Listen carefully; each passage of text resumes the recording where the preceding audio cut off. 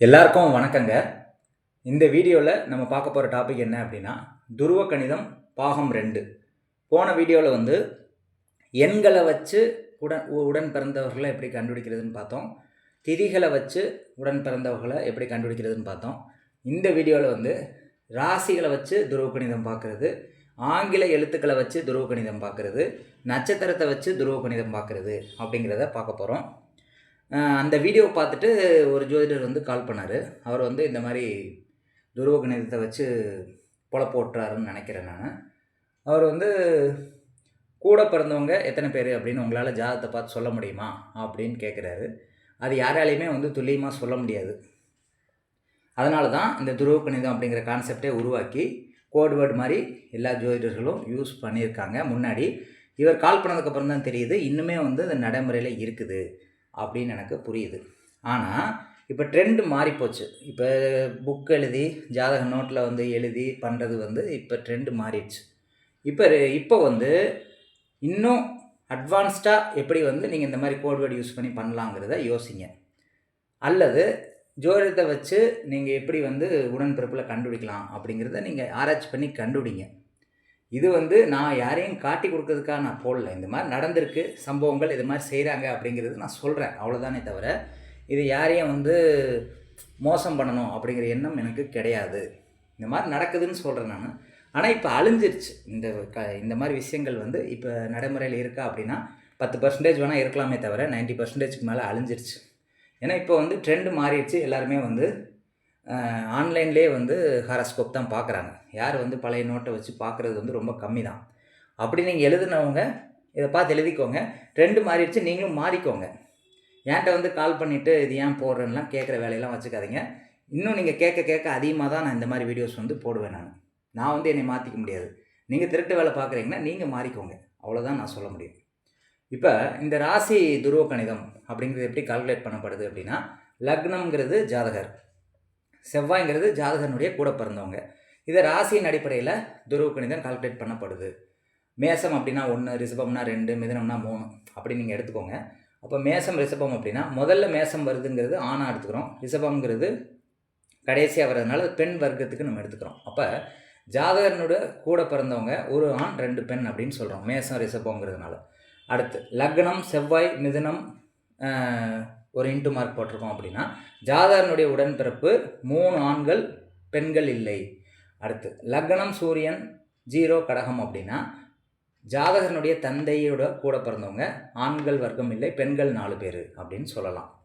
அடுத்து லக்னம் சந்திரன்னா ஜாதகனுடைய தாய்க்கு கூட பிறந்தவங்க வந்து ஒரு ஆண் ஒரு பெண், மேசம்ங்கிறதுனால ஒரு ஆண் ஒரு பெண். ஆனால் டேஷ் போட்டதுனால ஒரு ஆண் வந்து இறந்துட்டாங்க அப்படின்னு சொல்லலாம். லக்னம் சுக்கிரன் ரிஷபம் மேசம் அப்படின்னா ஜாதகனுடைய மனைவி இருக்காங்கள்ல, அவங்களோட கூட பிறந்தவங்க 2 ஆண்கள் ஒரு பெண் அப்படின்னு சொல்லலாம். லக்னம் குரு 0 ரிஷபம் அப்படின்னா ஜாதகனுடைய குழந்தைகள் வந்து ஆண்கள் இல்லை, பெண்கள் வந்து 2 பேர், அதில் ஒருத்தன் இறந்துட்டாங்க அப்படின்னு சொல்லலாம். ஏன்னா ரிஷபத்துக்கு கீழே டேஷ் போட்டதுனால. இப்படி வந்து சிம்பாலிக்காக நீங்கள் வந்து இது தெரிஞ்சுக்கோங்க. இது தெரிஞ்சாலும் இந்த காலகட்டத்துக்கு பயன் இல்லை. அடுத்து ஆங்கில எழுத்துக்களில் துருவ கணிதம். ஆங்கில எழுத்துக்களை வச்சு எப்படி துருவ கணிதம் பண்ணுறாங்க அப்படின்னு பார்க்கும்போது, இப்போ 13 BC அப்படின்னு போட்டிருக்கு. 13 அப்படின்னா ஜாதகனுடைய உடன்பிறப்புகள். ஆங்கில எழுத்துக்களில் இந்த உடன்பிறப்புகளை கண்டுபிடிக்கிறது எப்படி? பி அப்படின்னா 2, சி அப்படின்னா 3. அப்போ 2 ஆண்கள் 3 பெண்கள், ஜாதகரோட கூட பிறந்தவங்க 2 ஆண்கள் 3 பெண்கள்னு எடுத்துக்கலாம். ஏபிசிடிங்கிறத 1 2 3ன்னு நீங்கள் எடுத்துக்கோங்க நம்பர். அப்போ 1 9னா ஜாதகனுடைய தந்தை அவங்களோட கூட பிறந்தவங்க வந்து எஃப்னா 6 ஆண்கள், பின்னா 2 பெண்கள், அதில் டேஷ் ஏ அப்படின்னா அதில் ஒருத்தங்க இறந்துட்டாங்க அப்படின்னு சொல்லலாம்.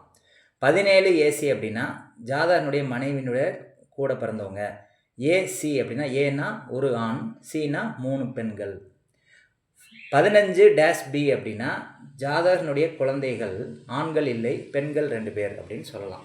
இதே நட்சத்திர துருவ கணிதத்தில் இதை பார்க்கலாம். அதாவது அஸ்வினி, பரணி, கிருத்திகை, ரோஹிணி, மிருகசீரிடம், திருவாதிரை, இதே மாதிரி வந்து வரிசைப்படுத்திக்கோங்க. அதை வச்சு நம்ம துருவ கணிதம் பார்க்கலாம். இப்போ லக்னம் சூரியன் அப்படின்னா ஜாதகனுடைய தந்தை அவங்கள கூட பிறந்தவங்க வந்து கார்த்திகை அப்படின்னா 3வது நட்சத்திரம். அப்போ 3 ஆண்கள், 0 அப்படின்னா பெண்கள் இல்லை. அடுத்து 1 4 அப்படின்னா ஜாதகனுடைய தாய் அவங்க கூட பிறந்தவங்க வந்து அஸ்வினி பரணி அப்படின்னா 1 ஆண் 2 பெண்கள் அப்படின்னு சொல்லலாம்.